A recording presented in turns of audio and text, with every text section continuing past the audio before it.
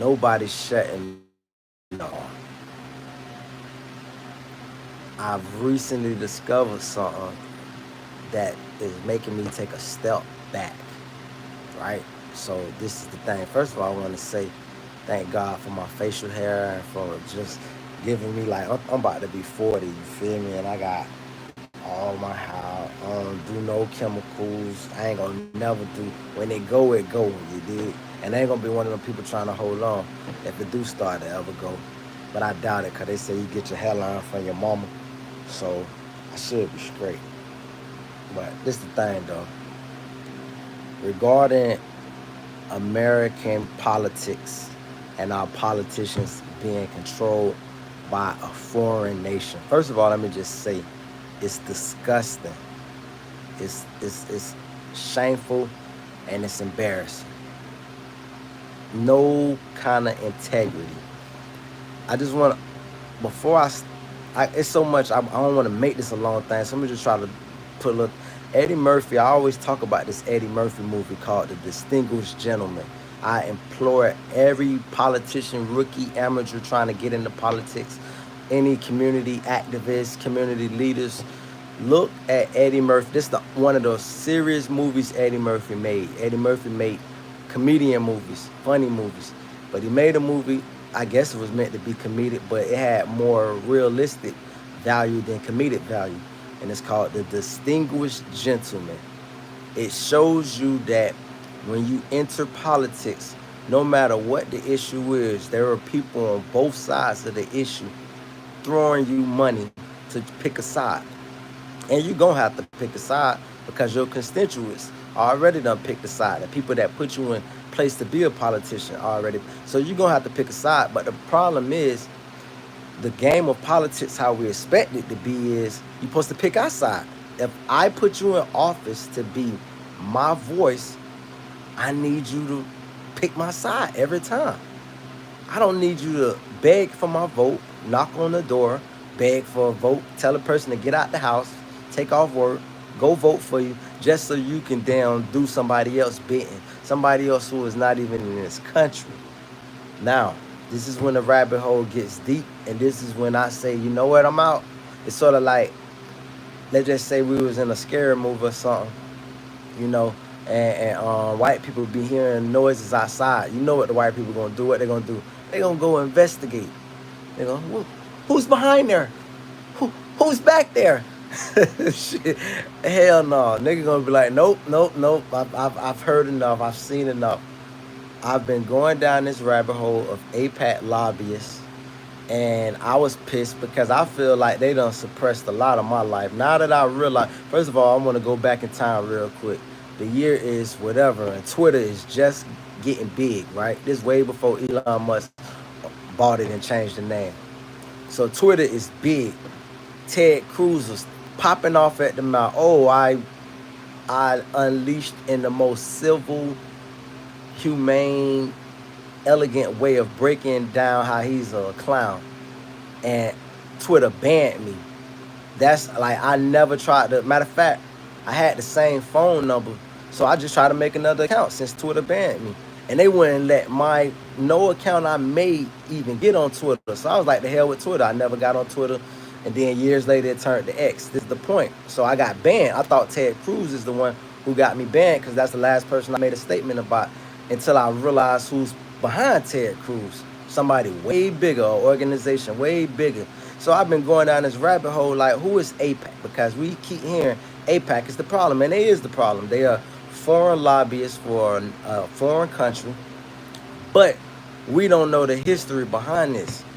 Like, I'm gonna make it very simple for for a dummy. When America was first created, see, the problem is Israel lobbyists is enshrined in our government. The first banks that we ever controlled was by the Rothschild family. Rothschild family, Lord Jacob Balfour. Look up the Balfour Declaration. I implore y'all, look up the Balfour Declaration. This is the creation of Israel from Lord Jacob Rothschild. These is Brits and Europeans, mind you, we come from them, right? So they enshrined the first Bank of America was started by the Rothschild family. The man said the most smartest thing ever. He said, "Let me control the money of a country, and I care not who run it." That that goes true to this day. Let me control the money, and you can put whatever politician to run his mouth to the people.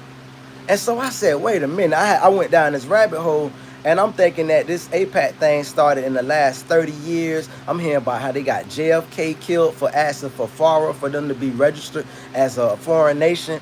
And I'm like, wait a minute. They've been getting presidents killed and controlling our politics since the 8th. Hamilton is our president Hamilton. This throwback, he on the money. They say he was an agent for them. Bro, if you got presidents going back to our damn founding fathers and shit like that, bro, what the hell is my black ass or anybody else local ass or anybody talking about? What can I do? Literally, like, it's almost like trying to defeat God, bro. Like, it sucks. It's like, that's when I say this is when I bow out gracefully.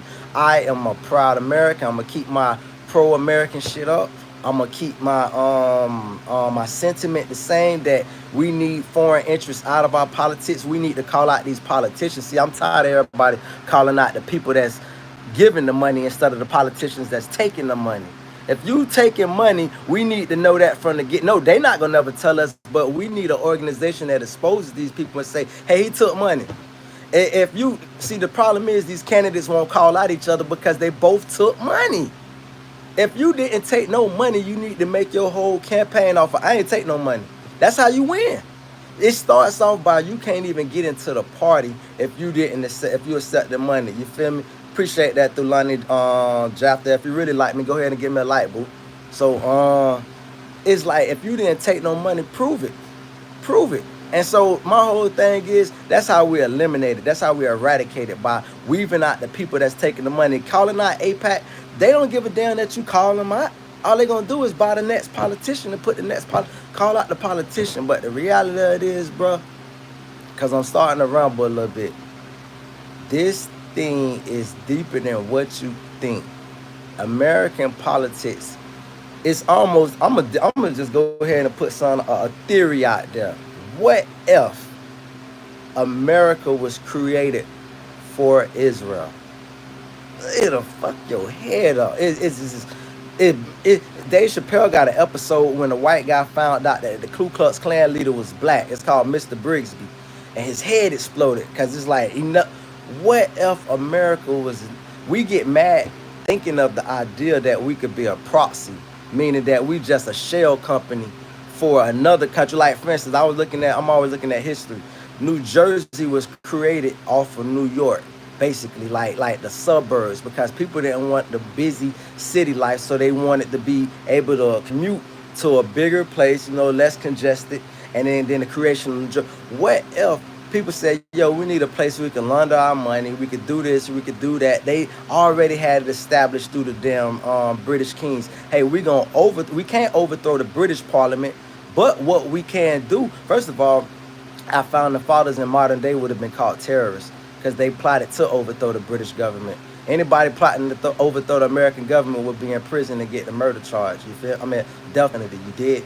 So my whole point is, our founding fathers in common day would be called American terrorists. And through Lonnie Jafta, fuck you. You might have been a robot. I'm assuming you're a robot, because I don't appreciate you coming talking about you like me. You ain't give me no like, cocksucker. A lot of y'all be spies anyway. But point is, check this out, spy. Get you some information to run back and tell your daddy. Freaking, it's like, it's awful, bro, that the creation of this shit was possibly set up. This American dream that we was told, we was tired of taxes by the king. You feel me? Which that shit never made sense now that I think about it, dog. Like, it never made sense that we was tired of taxation without representation, because first thing we did was put down taxes. We established taxes as soon as we set up the country. So that false history that was taught to us, that miseducation, that America, I'm finna reteach you real quick, and I ain't gonna make this over 15 minutes. Matter of fact, I ain't gonna make this over 3 more minutes. America was started not because they was tired of taxes from the king. First of all, let me make another point real quick on the Trump birthright citizenship. He's exactly right on that. I know this off subject, but I just want to say this: birthright citizenship was created for the babies of slaves. That's it. You feel me? Like, bitch, we never asked to be here. This is what black people been screaming for a million years. You can't get rid of my black ass because I never asked to be here.